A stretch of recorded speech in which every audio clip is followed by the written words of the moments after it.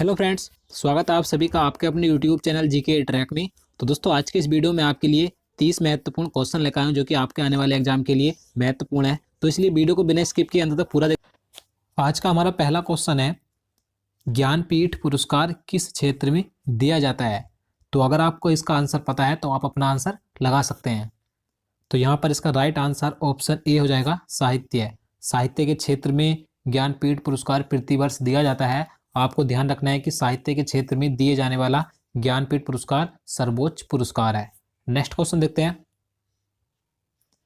विश्व स्वास्थ्य दिवस कब मनाया जाता है? तो देखिए, ये जो क्वेश्चन है ये भी काफ़ी इंपॉर्टेंट है क्योंकि ये क्वेश्चन भी एग्जाम में कई बार पूछा जा चुका है। तो अगर आपको इसका भी आंसर पता है तो आप अपना आंसर लगा सकते हैं। तो यहाँ पर इसका राइट आंसर ऑप्शन बी हो जाएगा, 7 अप्रैल। 7 अप्रैल को विश्व स्वास्थ्य दिवस मनाया जाता है। तो आपको ध्यान रखना है। और देखिए, मैं आपको बता दूं, मैं जितने भी आपके लिए क्वेश्चन लेकर आता हूँ ये ऑब्जेक्टिव टाइप के, तो आपको इन क्वेश्चन से बहुत हेल्प मिलती होगी क्योंकि अगर आपको किसी क्वेश्चन के बारे में पता है तो आपका रिवाइज हो जाता है। अगर आपको नहीं पता है तो आप इन्हें याद कर सकते हैं। चलिए नेक्स्ट क्वेश्चन देखते हैं। क्वेश्चन नंबर 3 है, सनशाइन विटामिन है। देखिए, ये जो क्वेश्चन है ये काफ़ी आसान क्वेश्चन, आपको पता भी होगा, लेकिन घुमा फिरा कर क्वेश्चन इस तरह के पूछे जाते हैं। इस क्वेश्चन में कुछ नहीं है, आपको सिर्फ बताना है कि सनशाइन यानी कि जो सूर्य की चमक, सूर्य की रोशनी से जो हमें विटामिन प्राप्त होता है वो कौन सा होता है। तो अगर आपको भी इसका आंसर पता होगा तो यहाँ पर इसका राइट आंसर ऑप्शन सी हो जाएगा, विटामिन डी। सूर्य से हमें विटामिन डी प्राप्त होता है, तो आपको ध्यान रखना है। नेक्स्ट क्वेश्चन देखते हैं, छिली हुई सब्जियों को धोने से कौन सा विटामिन निकल जाता है? देखिए, ये जो क्वेश्चन है ये रेलवे ग्रुप डी के जो अभी हाल ही में एग्जाम हुए हैं उनमें एक दो बार पूछा गया था कि छिली हुई सब्जियों को धोने से उनमें कौन सा विटामिन नष्ट हो जाता है या निकल जाता है। तो विटामिन सी नष्ट हो जाता है। तो यहाँ पर इसका सही आंसर ऑप्शन बी हो जाएगा, विटामिन सी। और देखिए, विटामिन सी का आपको नाम ध्यान रखना है क्या होता है, स्कर्विक अम्ल विटामिन सी का रासायनिक नाम होता है।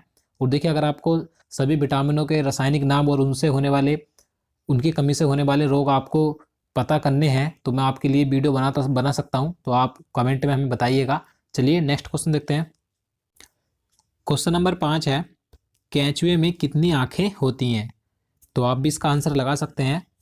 तो यहाँ पर इसका राइट आंसर ऑप्शन डी हो जाएगा, कोई नेत्र नहीं, यानी कि केंचुए में कोई भी आंख या कोई नेत्र नहीं होता है। तो देखिए, आपको ध्यान रखना है, केंचुए को ही किसान का मित्र कहा जाता है।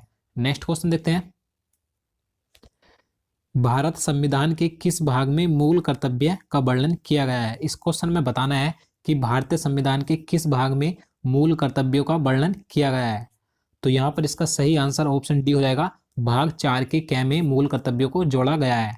आपको ध्यान रखना है कि जो 42वां संविधान संशोधन किया गया था 1976, उसी के अनुसार मूल कर्तव्य को भारतीय संविधान में जोड़ा गया था भाग 4 के कै में। और आपको ये भी ध्यान रखना है कि वर्तमान में हमारे मूल कर्तव्य कितने हैं, 11 मूल कर्तव्यों की संख्या है। आपको यह भी ध्यान रखना है। चलिए अगला क्वेश्चन देखते हैं। क्वेश्चन नंबर 7 है, संविधान संशोधन का संबंध संविधान के किस भाग से है? इस क्वेश्चन में आप बताना है कि संविधान संशोधन भारतीय संविधान के किस भाग से संबंधित है। तो इसका राइट आंसर ऑप्शन ए हो जाएगा, भाग 20।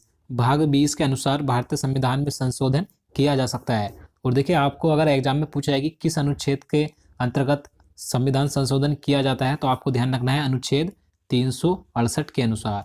तो आपको अनुच्छेद भी ध्यान रखना है। तो चलिए नेक्स्ट क्वेश्चन देखते हैं, हैजा रोग किसके कारण होता है? तो आप इसका आंसर लगा सकते हैं अगर आपको पता है तो। इसका राइट आंसर ऑप्शन बी हो जाएगा, जीवाणु, यानी कि जो बैक्टीरिया होते हैं जीवाणु, उन्हीं के कारण से हैजा रोग फैलता है। तो आपको ध्यान रखना है। नेक्स्ट क्वेश्चन देखते हैं, जोजिला दर्रा भारत के किस राज्य में स्थित है? देखिए, ये भी काफी महत्वपूर्ण क्वेश्चन है। तो इसका राइट आंसर ऑप्शन बी हो जाएगा, जम्मू कश्मीर राज्य में स्थित है जोजिला दर्रा। और देखिए, आपको एक पॉइंट और ध्यान रखना है कि ये जो दर्रा है श्रीनगर और लेह मार्ग को जोड़ता है। तो आपको ये भी ध्यान रखना है क्योंकि आपसे एग्जाम में ये भी पूछा जा सकता है। नेक्स्ट क्वेश्चन देखते हैं। क्वेश्चन नंबर 10 है, भारत सरकार का सर्वोच्च विधि अधिकारी कौन होता है? तो यहाँ पर इसका राइट आंसर ऑप्शन सी हो जाएगा, अटॉर्नी जनरल। देखिए, अटॉर्नी जनरल को ही महान्यायवादी बोला जाता है। तो आपको ध्यान रखना है कि भारत सरकार का सर्वोच्च विधि अधिकारी महान्यायवादी यानी कि अटॉर्नी जनरल होता है। और देखिए, अगर हम बात करें कि महान्यायवादी की नियुक्ति कौन करता है, तो राष्ट्रपति के द्वारा ही इसकी नियुक्ति की जाती है। तो आपको ये भी ध्यान रखना है। चलिए नेक्स्ट क्वेश्चन देखते हैं, हल्दी घाटी का युद्ध 1576 ईस्वी में किन के बीच हुआ था?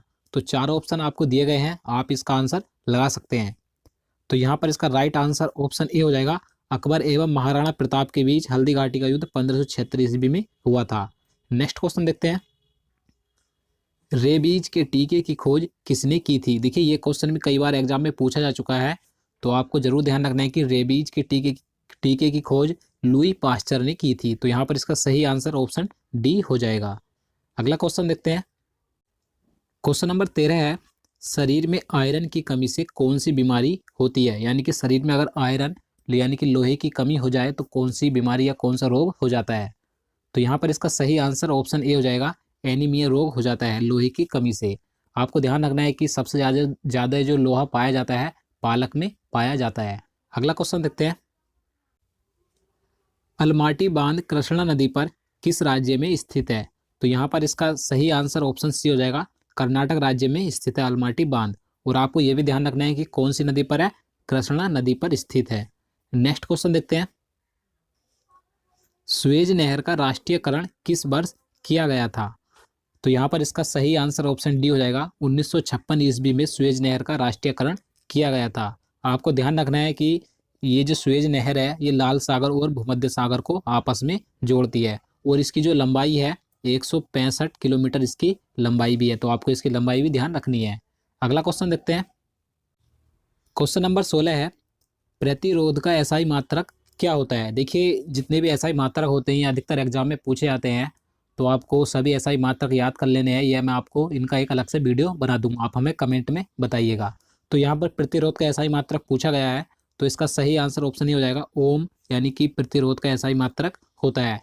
अगला क्वेश्चन देखते हैं, मायोपिया का अर्थ होता है। देखिए ये जो मायोपिया है इसका आपको अर्थ बताना है कि इसका अर्थ क्या होता है, किसे बोला जाता है? तो निकट दृष्टि दोष को ही मायोपिया बोला जाता है। तो आपको ध्यान रखना है। और देखिए निकट दृष्टि दोष को दूर करने के लिए किस लेंस का प्रयोग किया जाता है? अवतल लेंस का प्रयोग किया जाता है। और अगर हम बात करें कि दूर दृष्टि दोष को क्या बोला जाता है, तो आपको ध्यान रखना है, हाइप्रोपिया बोला जाता है दूर दृष्टि दोष को। और इसके निवारण में किस लेंस का प्रयोग किया जाता है? उत्तल लेंस का प्रयोग किया जाता है। चलिए नेक्स्ट क्वेश्चन देखते हैं, महात्मा बुद्ध ने अपना प्रथम धर्म चक्र प्रवर्तन किस स्थान पर दिया था? देखिए इस क्वेश्चन में पूछा गया है कि जो महात्मा बुद्ध यानी कि गौतम बुद्ध थे, उन्होंने अपना प्रथम उपदेश यानी कि धर्म चक्र प्रवर्तन किस स्थान पर दिया था?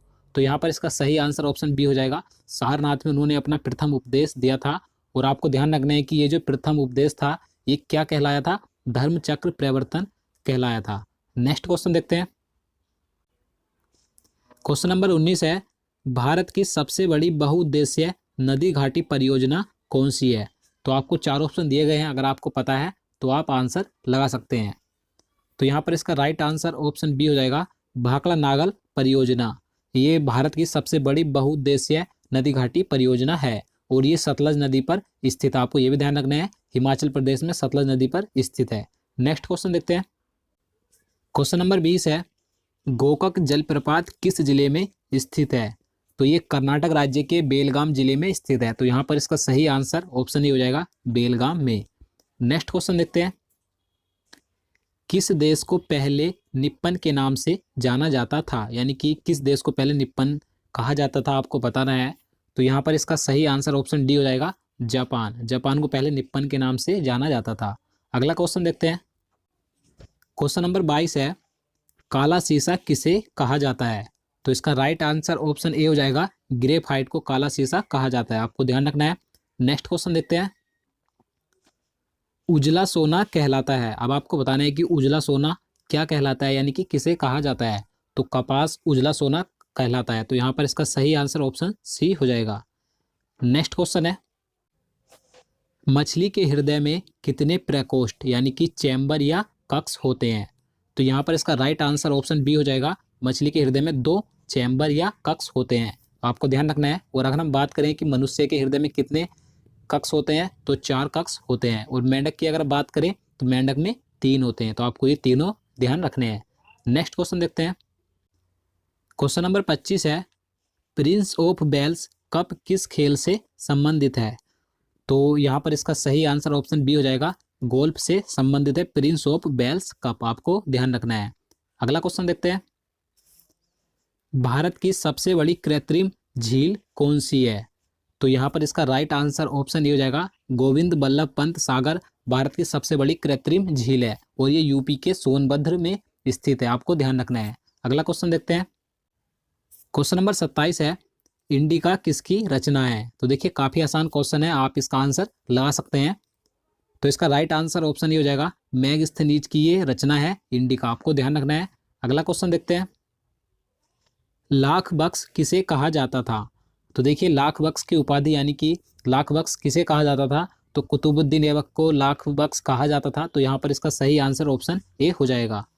नेक्स्ट क्वेश्चन है, क्वेश्चन नंबर 29 है, 1 रुपए के नोट पर किसके हस्ताक्षर होते हैं?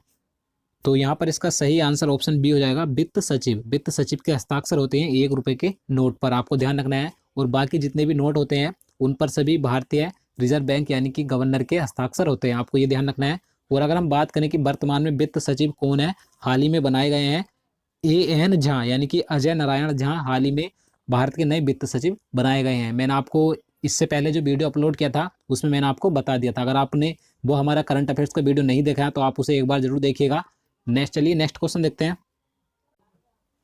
भारतीय रिजर्व बैंक का मुख्यालय कहाँ है, यानी कि RBI का मुख्यालय कहाँ पर स्थित है? तो इसका राइट आंसर ऑप्शन डी हो जाएगा मुंबई। मुंबई में RBI का मुख्यालय स्थित है। और देखिए मैं आपको बता दूं, अभी हाल ही में नए RBI के गवर्नर बने हैं। अब मैंने इससे पहले जो वीडियो अपलोड किया था उसमें मैंने सभी करंट अफेयर्स के महत्वपूर्ण क्वेश्चन कराए थे, तो आप उस वीडियो को एक बार जरूर देखिएगा। तो दोस्तों आज के लिए इतना ही। उम्मीद करता हूँ आपको वीडियो पसंद आया होगा। अगर आपको वीडियो अच्छा लगा हो तो लाइक कर देना और चैनल को भी जरूर सब्सक्राइब करना। साथ ही वीडियो को ज़्यादा से ज़्यादा शेयर करना ताकि हम आपके लिए आगे भी इस तरह के वीडियो ला सकें। तो चलिए मिलते हैं नेक्स्ट वीडियो में, तब तक के लिए नमस्कार।